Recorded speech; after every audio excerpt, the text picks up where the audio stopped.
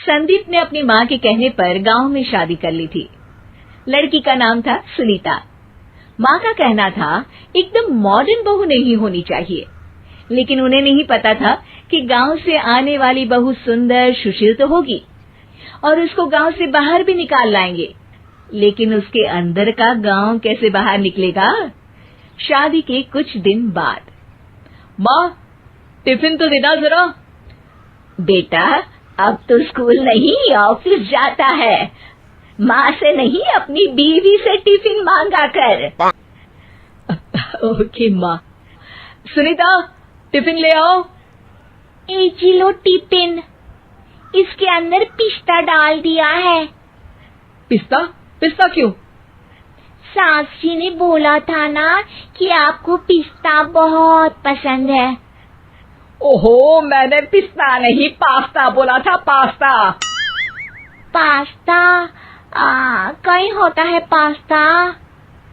अरे बेटी तू रहने दे, मैं बना दूंगी। अच्छा किया कि पाव भाजी बनाने का नहीं बोला, वरना किसी के पाव बना देती है। सुनीता को बुरा लगता है, लेकिन उसकी नादान हरकतें कम नहीं होती। ऐसे ही एक दिन, अरे तुमने ये क्या लगाया है? अरे आप वो फूस फूस करके लगाते हैं ना, वही। डियो? का दियो? किसको दियो? अरे वही ना जिससे खुशबू आती है। हाँ सही पकड़े हैं। अच्छा लेकर तो आना। कौन सा डियो लगाया तुमने? अभी लेकर आते हैं जी। संदीप की बात मानकर सुनीता अंदर से खुशबू वाला फुसफुस लेकर आती है। ओएमजी! ओएमजी मतलब ओ माय गणेश ना। अरे ओएमजी छोड़ो, और ये खुशबू वाला फुसफुस की बात कर रही थी तुम? हाँ इसी की, फिर से सही पकड़े हैं। अरे देवी, लेकिन आप सही नहीं पकड़े हैं, ये डियो नहीं है। डियो नहीं है तो क्या लियो है? अरे ये रूम फ्रेशनर है, जिसको कमरे में छिड़कते हैं, खुद पर नहीं। कोई बात नहीं, माँ कहती थी आत्मा किराएदार है, शरीर एक किराए का कर्म। हम शरीर पे ये डाल लिए तो क्या फर्क पड़ जाएगा। अरे बहू, ओ बहू, मेरे लिए फल तो ले आ, फिर मैं बाजार जाऊंगी। सुनीता अपनी सास के लिए फल लेकर आती है। अरे बेटा, पपीता, तरबूज और सेब फल ऐसे कैसे खा लूं? काट कर तो ले आ। माँ जी, मेरे गांव में तो खेत से उठा के सीधा खा लेते हैं। अरे ये तेरा गांव नहीं है ना। अरे संदीप, तू ही कुछ समझा देना इसको बेटा। मैं कैसे समझाऊं माँ, ये तो माइक्रोवेव को भी भट्टी बोलती है। कल मैंने बोला हाय कैसी हो, तो बोलती है किसी को हाय नहीं लगानी चाहिए। अरे सुनीता, तेरा क्या होगा? अभी तो कैसे बताऊं माँ जी, अभी हम कुछ करेंगे फिर पता चलेगा क्या होगा, लड़का या लड़की। हे भगवान, कहाँ से आ गई है? रामपुर से जी, आप ही तो लेकर आए थे मुझे। अरे मुझे माफ कर दो। पहले कोई गलती तो करिए जी, आपकी तो सारी गलती माफ कर देंगे हम। हाँ अरे बहू, मेरी बात सुन। फल यानी कि फ्रूट जब भी लाए ना तो काट कर लाना, ठीक है?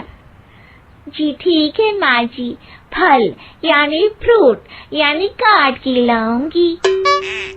सुनीता रोज ही कोई ऐसी हरकत कर देती जिसकी वजह से उसे घर में दो बातें सुननी पड़ती।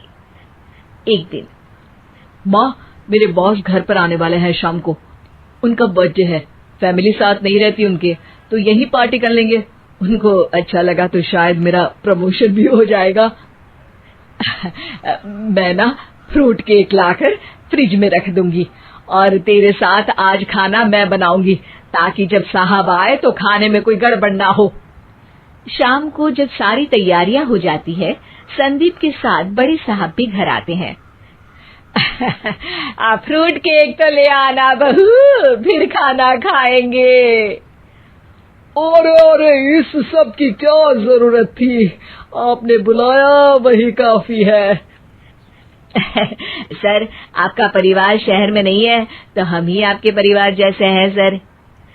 इतने में ही सुनीता फ्रूट केक लेकर आती है और बड़े साहब की टेबल पर रख देती है, और जैसे ही केक के ऊपर का बॉक्स हटाती है, ओह, ये क्या है?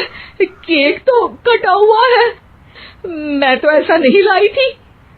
आप मुझे शाबाशी दे सकती है माँ जी, मैंने ही केक काट दिया। आपने कहा था ना, फल यानी फ्रूट यानी हमेशा काट के लाना, तो फ्रूट केक भी तो फ्रूट ही है ना, तो मैंने पहले ही काट लिया। हूँ ना मैं समझदार। अरे बहू, ये क्या किया? केक हमेशा वही काटता है जिसका जन्मदिन होता है। तुझे एक बात भी समझ नहीं आती, एक नंबर की बेवकूफ है। पूरा माहौल बिगड़ चुका था। संदीप को लगने लगा था कि साहब उसे प्रमोशन तो दूर की बात है, कहीं डिमोशन ना दे दे, लेकिन साहब बीच में ही बोल पड़ते हैं। अरे कोई बात नहीं, ये इनकी बेवकूफी नहीं है, इनका भोलापन है। बेटा आप कहाँ से हो? रामपुर गांव से। अरे वाह, गांव से? फिर तो आपके गांव में ताजे फल और सब्जियां मिलते होंगे। हाँ, सही पकड़े हैं। हम तो काटते भी नहीं, सीधा खा लेते हैं। मैं ना एक बार तुम्हारे गांव घूमने जरूर चलूंगा। क्यों संदीप, ले चलोगे ना? मुझे गांव घूमना बहुत पसंद है। बस फिर क्या था, संदीप और सास दोनों खुश हो गए, क्योंकि साहब को सुनीता ने गांव की बात करके खुश कर दिया था। अब संदीप का प्रमोशन पक्का था। शिक्षा, कभी भी किसी भी गलती पर घबराना नहीं चाहिए। हो सकता है कि उस गलती की वजह से आगे बड़ा फायदा हो जाए।